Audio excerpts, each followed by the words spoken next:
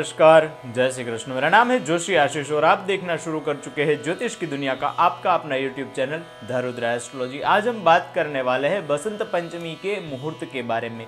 बसंत पंचमी का जो मुहूर्त है वह अबूझ मुहूर्त शास्त्रों में कहलाता है। तो ऐसे कौन कौन से मुहूर्त अबूझ कहलाए जाते हैं, उनका क्या महत्व होता है और इस वर्ष वसंत पंचमी के त्योहार में हमें शुभ कार्य करने चाहिए या नहीं करने चाहिए, तो उस विषय की सारी जानकारियां इस वीडियो में हम बताने वाले हैं। तो अंत तक इस वीडियो को अवश्य देखें। अगर आप पहली बार हमारे चैनल की मुलाकात ले रहे हैं तो चैनल को सब्सक्राइब करना न भूलें, क्योंकि आपका एक सब्सक्राइब हमारा हौसला बुलंद करता है और इससे हमें आगे वीडियो बनाने की प्रेरणा मिलती रहती है। तो चलिए वीडियो की शुरुआत करते हैं और जानते हैं वसंत पंचमी 2024 के विषय में।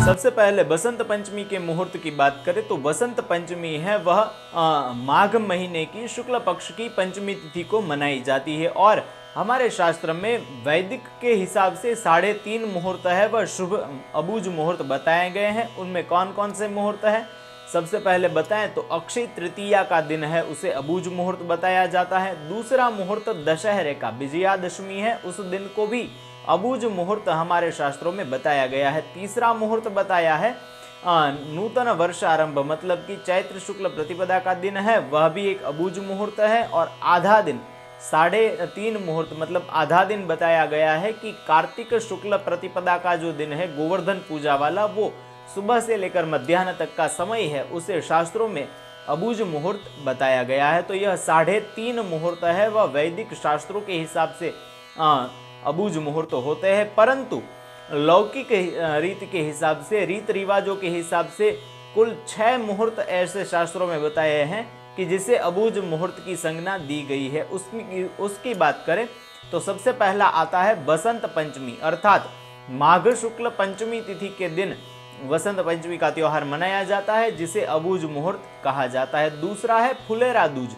फुलेरा दूज है वह राजस्थान इत्यादि के प्रांतों में विशेषतः प्रचलित है, जिसे फाल्गुन शुक्ल द्वितीया के दिन मनाया जाता है। उस दिन को फुलेरा दूज के माध्यम से जाना जाता है और उसे भी एक अबूझ मुहूर्त की संज्ञा दी गई है। तीसरा मुहूर्त बनता है अक्षय तृतीया का दिन।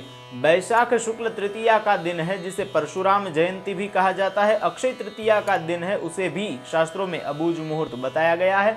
चौथा दिन शास्त्रों में बताया है कि दशहरे का दिन विजयादशमी, अर्थात आश्विन शुक्ल दशमी का जो दिन है उसे भी हमारे शास्त्रों में अबूझ मुहूर्त बताया है। दूसरा दिन बताया है पांचवा, जिसे नवरात्र की संज्ञा दी गई है। चैत्र नवरात्र का जो प्रथम दिन है गुड़ी पाड़वा महाराष्ट्र इत्यादि के प्रांतों में कहा जाता है और अन्य प्रांतों में चैत्र शुक्ल प्रतिपदा है वह नूतन वर्षारंभ मनाया जाता है। तो उस दिन को भी नूतन वर्ष के दिन में अबूझ मुहूर्त की संज्ञा दी गई है। और अंतिम है देव उठनी एकादशी, मतलब कार्तिक शुक्ल एकादशी का दिन है, उसे भी अबूझ मुहूर्त शास्त्रों में बताया गया है। तो इन अबूझ मुहूर्तों में आप कोई भी कार्य कर सकते हैं जिसमें आपको योग्य मुहूर्त इत्यादि देखने की आवश्यकता नहीं होती है। और विशेषतः बसंत पंचमी की बात करें तो इस वर्ष भी बसंत पंचमी का त्योहार है वह 14 फरवरी 2024 बुधवार के दिन मनाया जाएगा और उस दिन को श्री पंचमी मतलब कि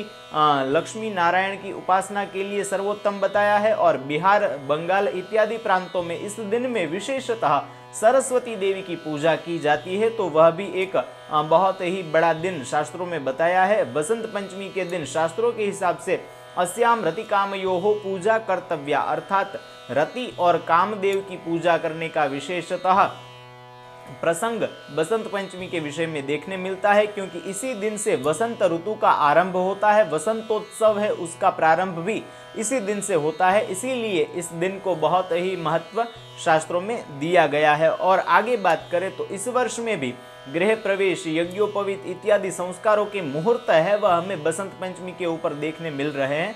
तो अवश्य ही इस वर्ष वसंत पंचमी के दिन में आप कोई भी शुभ कार्य कर सकते हैं जिसमें विशेषतः आपको लाभ प्राप्त होगा। और अगर आप किसी भी प्रकार का मुहूर्त इत्यादि की जानकारी लेना चाहते हैं, कुंडली विश्लेषण, कुंडली मार्गदर्शन इत्यादि कराना चाहते हैं तो नीचे दिए गए व्हाट्सएप नंबर पर आप हमारा संपर्क कर सकते हैं। और ऐसी ही 2 ज्ञान भरी शास्त्रीय वीडियो देखने के लिए इन दोनों में से किसी एक वीडियो के ऊपर क्लिक करें।